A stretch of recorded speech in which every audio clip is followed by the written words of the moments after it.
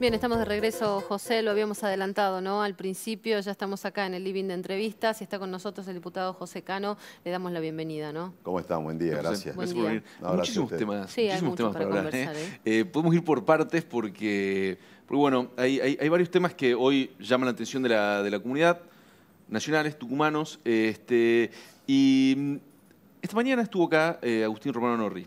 Se refirió a toda esta situación de Cambiemos, de los radicales, dentro de Cambiemos, el PRO, y esta posibilidad que existe, o este rumor que viene dando vueltas hace algunos días, de que el presidente podría ofrecerle la vicepresidencia al radicalismo. Y Romano Norri dijo que usted tiene muchas posibilidades de ocupar ese lugar. ¿Qué le pasó a Romano Norri? No, a ver, ayer fue un día agitado en Capital Federal, estuvimos... Muy temprano arrancamos con lo del Congreso Mundial del Azúcar. Sí. Estuvo muy bueno, que es una actividad muy trascendente para Tucumán y para Salta y Jujuy. Tuvimos una reunión con el gobernador Morales, Cornejo, Valdés de Corrientes, Naidenov. Bueno, hay un debate dentro de Cambiemos que tiene que ver, digamos, ya prácticamente a 4 años de haber se dado lo de Gualeguaychú, hacer un repaso en el debe y el haber de las cosas que se hicieron bien, de las cosas que pudimos cumplir, que te diría que en términos de la institucionalidad podríamos hablar mucho de lo que se hizo, de las cosas que obviamente nos comprometimos y no se pudieron ejecutar y de las cosas que obviamente hay que cambiar. Hay una preocupación dentro del radicalismo en todo lo que tiene que ver con los temas vinculados a tarifa, vinculados a incentivar el consumo, atender las particularidades que tienen las pymes. Estamos también desarrollando un trabajo con Morales vinculado al futuro de la actividad azucarera en términos de lo que es la cogeneración, aumentar el corte de bioetanol y la producción de azúcar.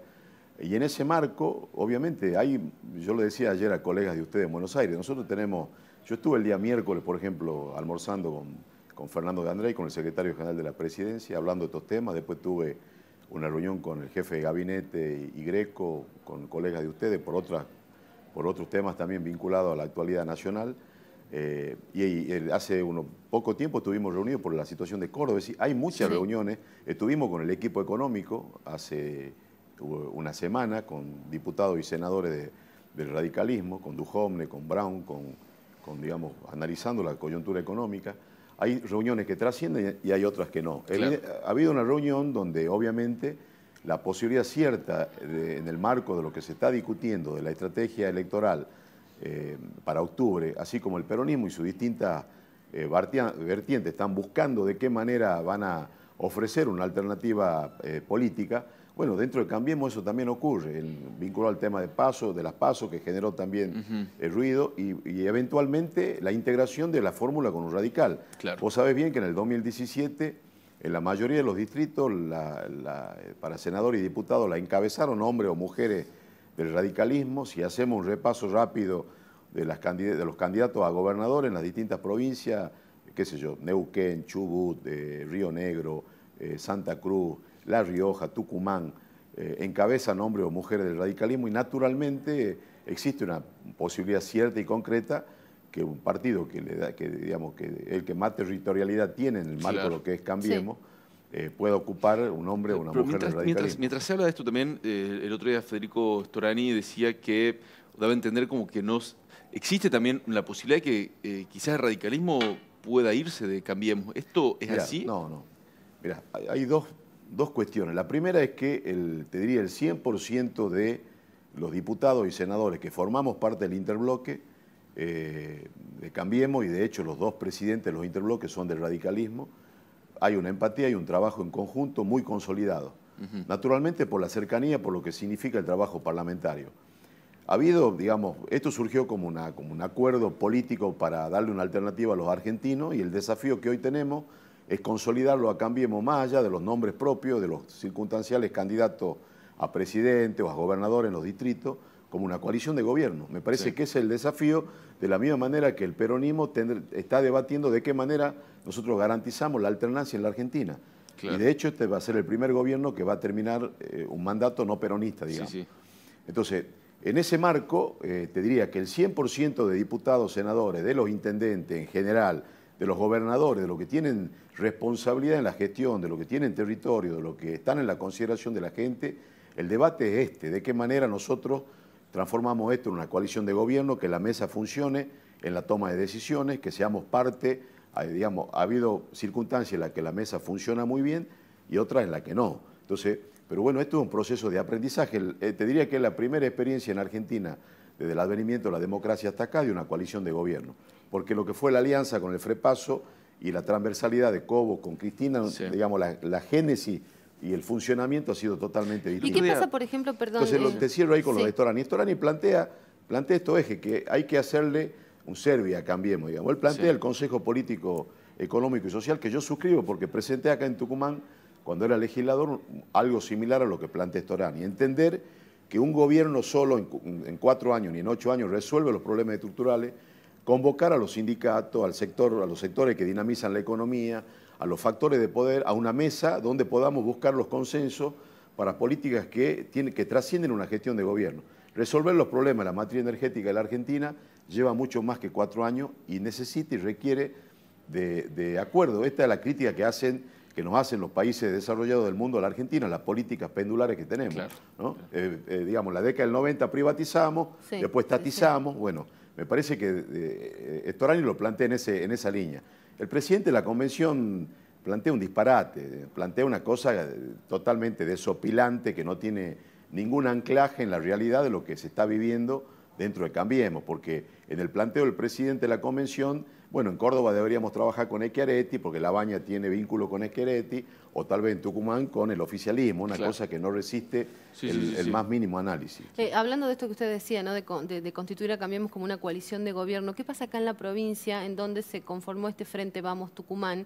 Digo, no como Cambiemos, y hoy a la mañana también que entrevistábamos, sí, justamente al concejal y a otros referentes también de Cambiemos, de alguna manera, Salazar también, el intendente de Bellavista, da la sensación como que se intenta separar la imagen de Mauricio Macri de lo que es la actividad en la provincia, concretamente de la agrupación. Nosotros surgimos en Tucumán porque tenemos voluntad frentista, venimos desde el 2007 con la conformación de con Gerardo Morales, ustedes recordarán, que fue, sí, electo García Hamilton, Coché como candidato, como diputado nacional.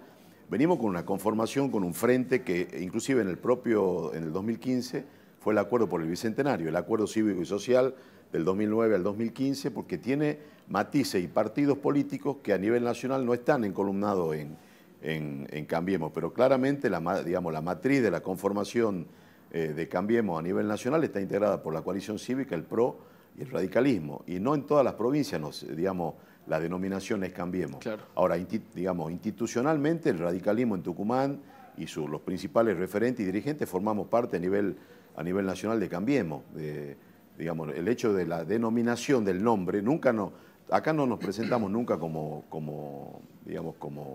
el nombre de Cambiemos, porque respetamos la pluralidad y el armado que viene de hace mucho tiempo en Tucumán. Pero obviamente yo formo parte del gobierno nacional, me hago cargo de eso, así como hay a muchos intendentes que inauguran obras con recursos nacionales y reciben a funcionarios. Bueno, cuando hay cuestiones, formar parte de un gobierno significa hacerse cargo de las cosas que están bien y también trabajar para que lo que está mal mejore. Y claramente nosotros tenemos el desafío de mejorar la economía, de incrementar el consumo, de que se recupere el valor del salario. La lucha contra la inflación es una lucha que el gobierno la está dando. ¿Está cuestionando, perdón, con esto que acaba de decir, a la Intendencia de Bellavista? No, leí por ahí, Sebastián tiene un vínculo muy fluido con el Ministerio del Interior. Él lo dijo, ¿no? Frigerio, sí. Bueno, pero también dijo que también tiene muy buen diálogo con el gobierno de la provincia. Bueno, el esquema institucional que nosotros pretendemos cambiar a partir del 9 de junio implica que los intendentes prácticamente son rehenes del Ejecutivo Provincial.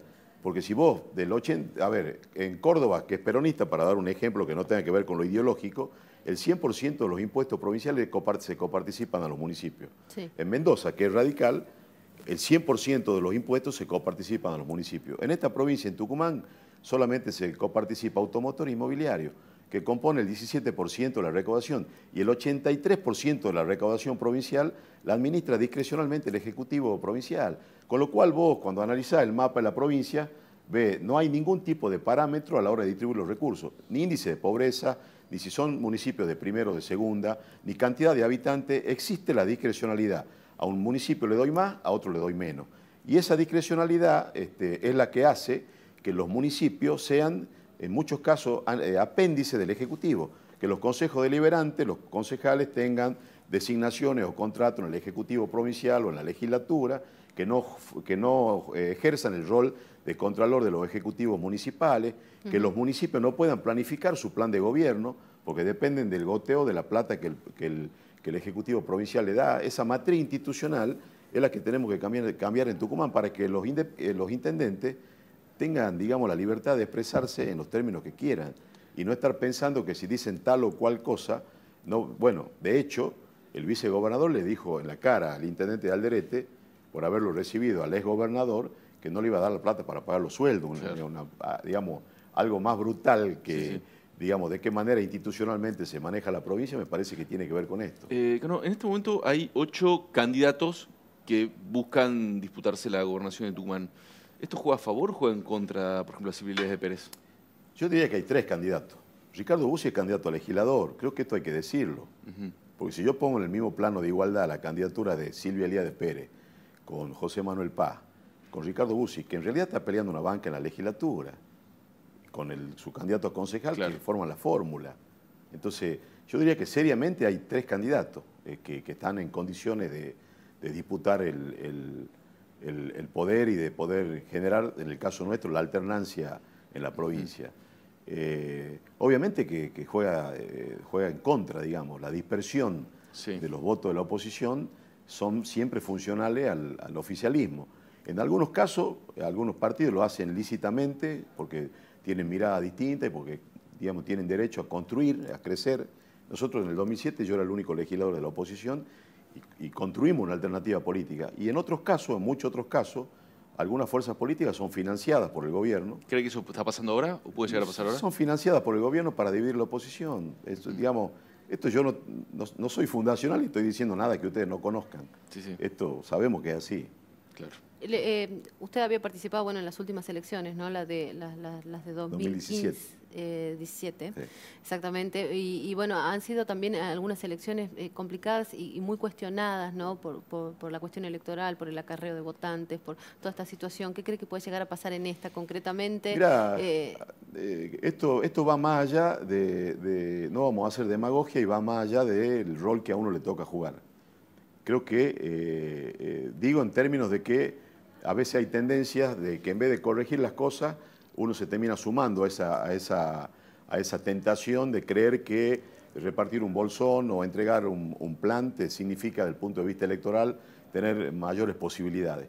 Nosotros hemos tenido una pelea que la perdimos en el Congreso, que fue la reforma política, donde hablábamos del financiamiento de los partidos políticos, de la homogeneización de los sistemas electorales en la Argentina. Yo recuerdo que el presidente Macri le planteó al gobernador Mansur y a otros gobernadores, derogar todos los sistemas electorales que tienen que ver con el acople, con la ley del EMA, que fomentan esto que vos estás planteando. Y que vayamos a un sistema electoral donde simultáneamente podamos tener, en los años electorales en la Argentina, una sola fecha donde se discuta todo, para evitar que durante todo el año estemos con distintos tipos de elecciones municipales, provinciales, nacionales, las PASO.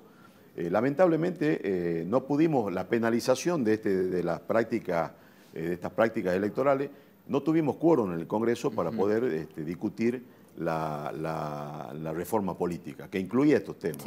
Acá en Tucumán se convocó al Tucumán Dialoga, nosotros participamos, hubo aporte de todos los partidos políticos, de las universidades, hubo publicaciones inclusive del Tucumán Dialoga. Por ahí yo recibí hasta crítica de un sector de mi partido porque era absolutamente, sabía que no iba a ocurrir nada. Y de hecho, después de 4 años no hubo ningún tipo de modificación, del sistema electoral que haga que efectivamente podamos avanzar en un proceso electoral distinto a lo que vos planteabas, que en realidad el 2015 que fue... Fue el 2015, claro. Exactamente, que fue un escándalo, ¿no es así? Donde también hubo sectores nuestros que cometieron algún tipo de prácticas que son repudiables. Entonces, las reglas de juego vinculadas al 2015 son prácticamente ¿Y ahí cuál similares. Es el camino? ¿La reforma La reforma política, porque, mirá, si hay voluntad política, es decir, vos ponías unas pasos provinciales, aún con este sistema electoral, y las pasos provinciales hubiesen hecho que haya una lista de candidatos a gobernador y vicegobernador con sus candidatos a legisladores, intendentes y concejales y delegados comunales. Usted habla de reforma política, ¿cree que también habría que avanzar una reforma constitucional? La experiencia en Tucumán con las reformas constitucionales fueron malas. Nosotros acompañamos en el 2006, porque hablábamos, ¿de qué se hablaba en el 2006? Ustedes recordarán. Autonomía en los municipios, sí. Carta orgánica municipales, no se hizo nada. Voto electrónico, digamos, todavía la legislatura está en falta y es raro que la justicia no actúe de oficio para obligarlo al Poder Legislativo que implemente lo que ellos mismos dijeron con mayoría absoluta en la Constitución que se reformó en el año 2006. Entonces, todo lo que se planteó como positivo en términos de la reforma constitucional, inclusive la judicialización del CAN, ustedes recordarán que se la sacó a la universidad, bueno, sí, claro. Hubo inclusive retroceso a partir de esa reforma. Yo digo que la voluntad política tiene que estar plasmada en algo que tenemos que acostumbrarnos los tucumanos y que yo me hago cargo de la parte que me toca porque fui uno de los principales opositores, en que más allá de las diferencias tenemos que construir con el diálogo, que tenemos que ser capaces de interpelarnos como clase política a decir que Tucumán necesita indefectiblemente, desde el punto de vista institucional, cambios muy profundos y que lo tenemos que hacer entre todos y no mirar, hasta te diría más, me animaría a decir no miremos para atrás, ¿no? Que claramente eso beneficia a quien hace 20 años gobierna Tucumán, miremos para adelante. No se puede seguir, digamos, con esta matriz institucional y esto más tarde o más temprano la sociedad castiga estas prácticas. Entonces, que hayamos perdido prácticamente 4 años, que hayamos festejado el bicentenario, que Tucumán fue el eje o el centro del país, del mundo, y que no tengamos una ley de acceso a la información pública, que a nivel nacional nosotros, con el gobierno de Cambiemos, la sancionamos a la ley, nos comprometimos y la sancionamos. Que tengamos un poder legislativo que hoy tiene un presupuesto realmente indefendible cuando con la mitad de ese presupuesto vos podías resolver en 2 años todos los problemas de infraestructura básicos como la cloaca y el agua potable que existen en Tucumán. Bueno, que sigamos con un poder judicial que dista mucho de ser un poder judicial independiente, con el requisito de para que vos seas vocal de la Corte tengas que pasar por el Ejecutivo Provincial. Claro. ¿No? Bueno, estas cosas son las que creo que es el desafío que tenemos como clase política y también como sociedad, porque digo, el sector empresarial de Tucumán también tiene mucho que decir. Yo a veces escucho que son muy vehementes en las críticas al gobierno nacional, pero que no dicen nada, por ejemplo, que en Tucumán se haya incrementado ingresos brutos, que tengamos una presión fiscal, que es una de las provincias con mayor presión fiscal. Pero digo, como desafío hacia el futuro, creo que restaurar un ámbito, un marco donde nosotros como oposición podamos aportar para resolver los gravísimos problemas de seguridad que tiene Tucumán, que podamos aportar en el debate de ideas y que podamos inclusive coincidir en propuestas que el oficialismo tenga, me parece que eso haríamos una enorme contribución a mejorar la calidad de vida de la gente, que en definitiva el desafío que tiene la política. Le hago una consulta, si bien ya está configurado la organización de Vamos Tucumana, que es nuestra provincia, ¿cuál es su aspiración concretamente dentro de lo que es este mapa electoral, ¿no? Que se está... Acompañar a la fórmula, creo que hay un escenario de división del oficialismo que si se hubiese dado en el 2015, claramente hoy Tucumán sería otra provincia. Y estar a disposición, como se lo transmití a Silvia y a José Manuel Paz, que compartimos ayer una actividad en la Cancillería, a disposición de ellos y de los referentes, candidatos a intendentes, digamos, delegados comunales, en los distintos acoples que hay acá en la capital, colaborar para que tengamos la posibilidad, le demos a los tucumanos la posibilidad de que sentemos por primera vez el 9 de junio una mujer en el sillón de Lucas Córdoba. Creo que no tenemos que equivocarnos en el armado electoral. Por ahí veo que hay alguna reticencia, hay una decisión de que haya listas únicas en el este o en el oeste, sí. Una decisión que yo respeto, pero creo que el sistema electoral de Tucumán amerita que cuando uno tenga mayor cantidad de gente trabajando en pos de la fórmula, claro, vamos a tener mayores posibilidades de cumplir el objetivo. Yo lo dije, ustedes me entrevistaron a mí, una cosa es una fórmula para revalidar lo que tenemos y otra cosa es una fórmula para ganar. Yo creo que la fórmula de Silvia con José Manuel Paz es una fórmula que sintetiza la posibilidad del cambio en Tucumán y que todos tenemos que entender que el objetivo es ese, es ganar el gobierno, porque el gobierno digamos, la realidad se la modifica desde el Ejecutivo. Bien. José, muchísimas gracias por venir. Gracias a ustedes. Que tenga un buen fin de semana. Gracias.